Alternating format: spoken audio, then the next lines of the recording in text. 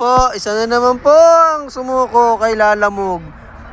Dahil walang nakuha maghapon at uuwi na naman.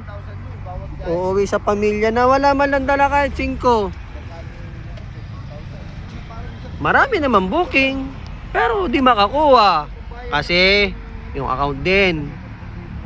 Pangalawa, pakababa ng rate mo. Lamog-lamog.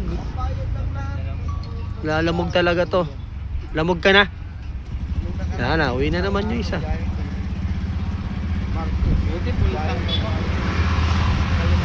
Buti full tank din na biyahe.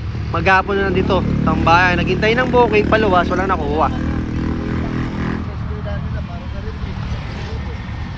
Yan naman, uwi na naman siya. Yung isa kanina, umuwi na din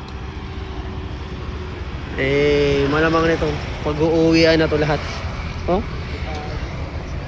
Pintuan lang dito maghapon. Nung nakuha ang booking, yung isa Lalamog driver na 4 wheels. Bayan. Bawa sa'yo, lamog-lamog.